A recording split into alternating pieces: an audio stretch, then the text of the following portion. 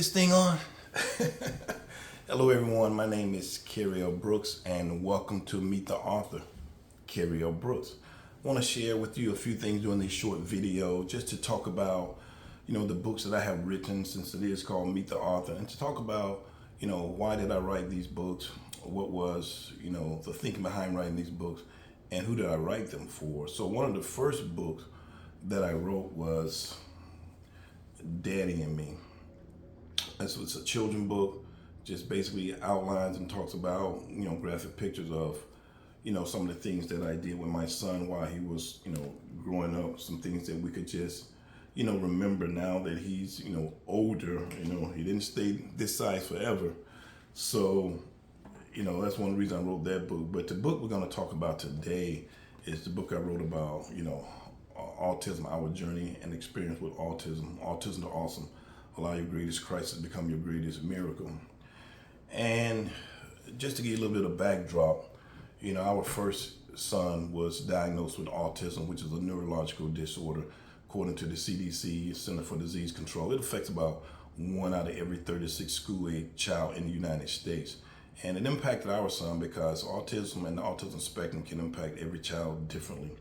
But it impacted our son with his, communication. At one point in time, he was speaking about 20 words, and he regressed to about 2 words. And also at the same time, there was no eye contact with him. You could be talking to him, he'll look completely in a different direction. He would hear you, but it would seem like as though he wasn't paying attention. But in fact, he could definitely hear you and understand. We had, numerous on multiple occasions these meltdowns, and people would ask me, what are these meltdowns? And I talk about it in the book. And they're basically temper tantrum on steroids that can last from 10 minutes to 1 hour. It was just, oh my goodness, man. He was hyperactive. He didn't sleep a lot. He didn't have digest a lot of foods really well. So you talk about constipation. And guess what, folks? To be honest, it's hard to have a good behavior when you're constipated. Let's be real, okay?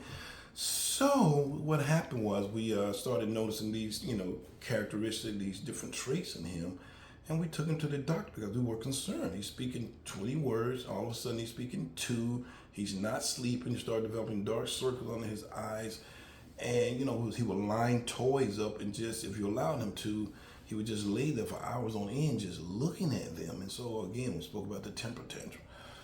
So, it's like, hey man, what is going on? So our firstborn, we don't know anything, it didn't come with a guide on how to raise a child. So we took him to the doctor, looking for some medical, guidance, some medical help, if you will. And here's what we got.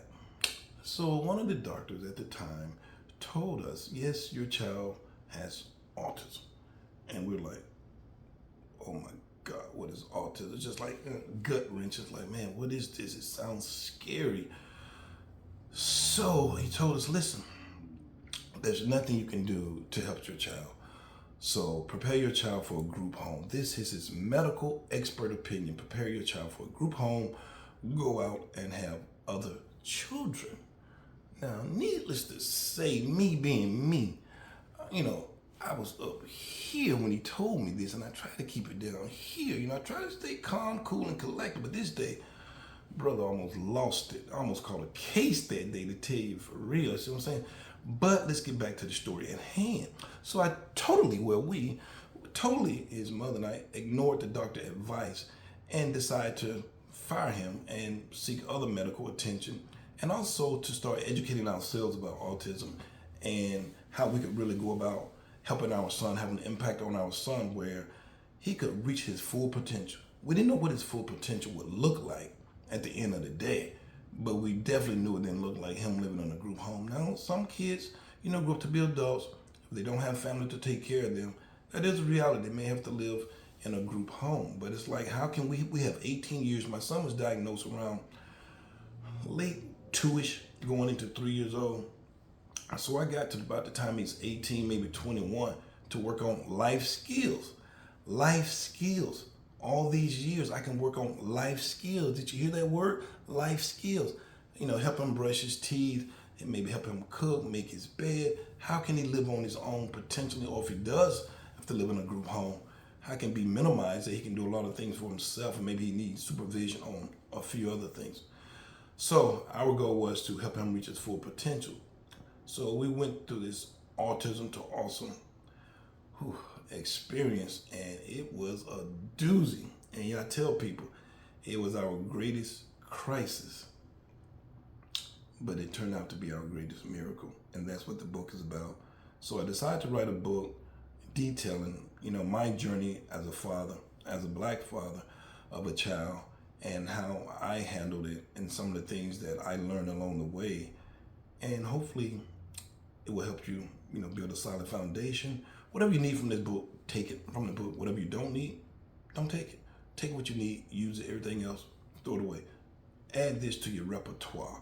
Well, I like that word. Add this to your repertoire and use it for the good of it. And if you don't need it in your repertoire, don't use it. But build upon it. And there's going to be something here that you can use, because I wish I'd had this book when our son was first diagnosed with autism, just to see, the perspective of the parent. See the perspective of the parent, see the perspective of a father, see the perspective of a black father, raising his child, how did he go about dealing with it. So, why did I write the book? Who did I write it for? And what experiences have I had since while writing the book and after the book as well. So, I wanted to write this book, and I did write this book because there was no other book like it that I found when we were going through our most difficult time. So I saw a gap as to, there was a lot of information out there on helping the child. There was a lot of information out there on helping the mother and the child. But I didn't see too many things coming from the father perspective, especially, a black father perspective on being involved in raising your kids, with special needs. And I'm not saying they're not out there. I'm just telling you at the time, 20 years ago, I didn't see it. Is it there? I'm sure there's some form of fashion it is. I didn't see it. I think everyone has the opportunity to share their story, and they should share their story, because it's unique and it has the power to impact so many people. So one of the reasons I wrote the book was to have an impact on people's lives who are raising kids with autism or special needs in general. But here's what I come to find out. People read my book and learn some of the strategies. They go, Kerry. I go, yeah. They go, Kerry. I go, yeah. They go, this book is good for any children. I go, yeah. They go, oh my goodness. They go, you got some really, really good strategies in here, and it's impactful. That's what I was going for. I just tried to be as authentic as possible, so the person can see, listen, I have nothing to hide. This is what I went through. It was gut-wrenching. It was a lot of tears. Oh my goodness, in privacy, being shared with me.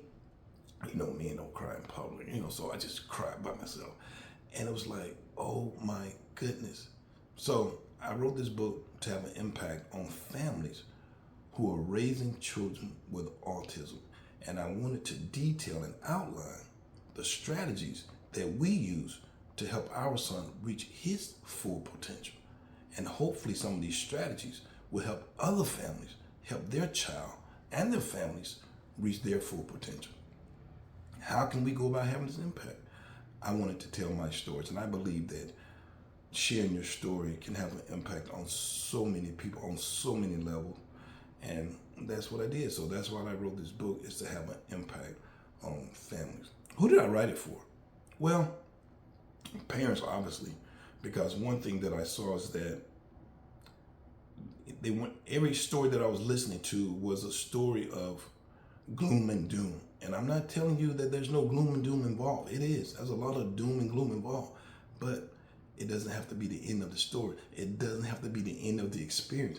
We went from allowing our greatest crisis to become our greatest miracle. So I wanted to write it for mothers, because at least from my experience, you can put in the comments if I'm wrong, but at least from my experience, I still see the mothers being the foot soldiers when it comes to raising the children, getting the kids to the doctor, getting them enrolled in schools, And listen, that's not to minimize the fathers who are out there doing a good job. I'm just telling you what I see in general on a large scale. It's still the mothers being the foot soldier when it comes to getting the kids the medical attention, feeding them, and everything else. So I wanted to write it for mothers to help them understand as a father what we're going through, and also for them to see some of the things that we did as a family that helped our child as well. So, but it turns out that I'm getting a lot of attention from fathers as well, which is really good. So fathers been, commenting on the book and everything else. I've been asked to speak at, numerous fatherhood conventions here in the United States. I'm just talking about, what does it take to be involved as a father? What does it take to be involved as a father? Especially a kid, and what impact have I seen? Because not only do I have, one son, I have five boys, trying to get that little girl. Didn't work out. But anyway, that's a different story, different video. So 5 boys, and it's like, I think on the 5th boy, I think I'm finally getting this fatherhood thing down. I don't have it down to a science, but I'm definitely much better at being a father than I was when I first started. So now I see the impact that it's having on some father, being invited to speak at these, conferences on fatherhood, which I really appreciate people reaching out to me. And another thing that people are starting to reach out to me about is mental health. When it comes to dealing with a father, come to dealing with being a parent, and come to dealing with black men, mental health, mentally, they want to know, how did I deal with this? What are some of the strategies that I came up with to be mentally healthy? And I'm like, wow. Some of the things we take for granted that we do, folks. One thing I want to just stop and pause and tell you that you are awesome. So be awesome. Your story is a powerful story. Your story is a powerful story. Do not ever minimize your successes, the things that you overcome, the challenges that you've been through. You have a powerful story to share, and it's value. So share with the world. Share the strategies of what you've done to become successful. So I just wanted to throw that in there. So thirdly, and it's not going to be too long. If it's getting too long already, I apologize. But, I got something to say and I want to say it. Thirdly, what's the experience that I had? The number one thing that I noticed after writing, especially this book right here, and it's available on Amazon. But the thing that I noticed was this thing was so therapeutic for me.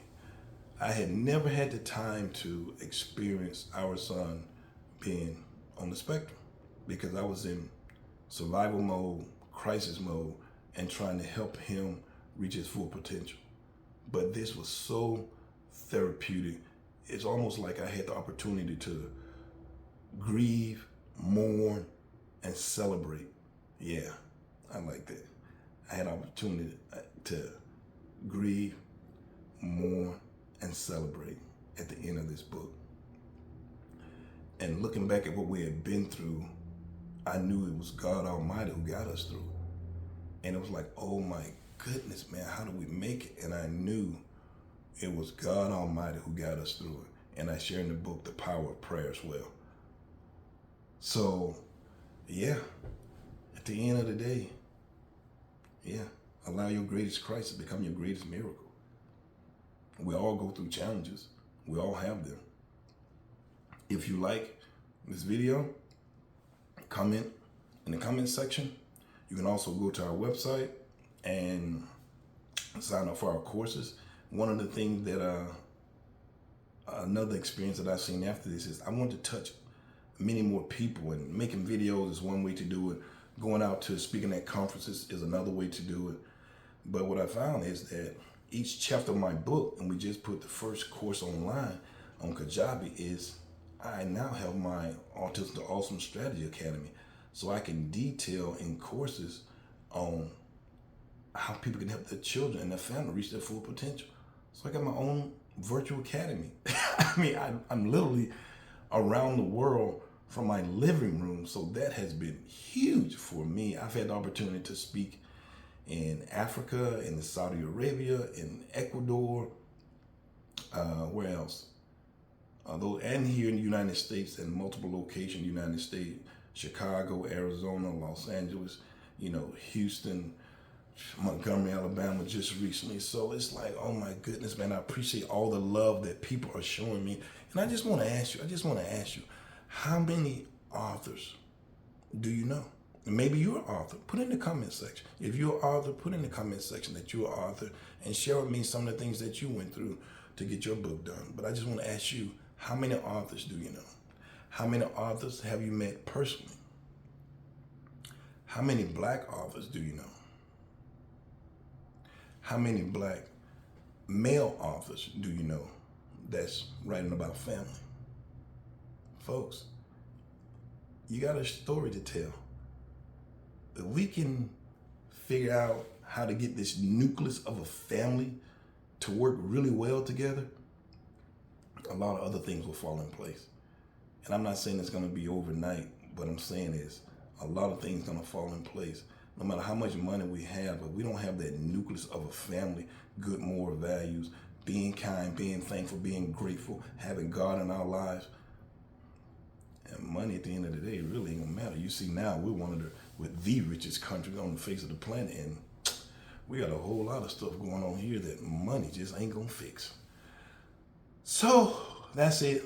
My first video of Meet the Author, Kerry L. Brooks. Put your comments in if you like it. If you don't like it, don't put your comment there. This is all about good vibes. You see what I'm saying? This is all about trying to do something that's going to help somebody else. This is about good vibes. And guess what? Always be kind. If you can't be kind, be quiet. This is Autism Awesome, and we train the world to be first to respond. And guess what? Be awesome, because you are awesome. Thank you.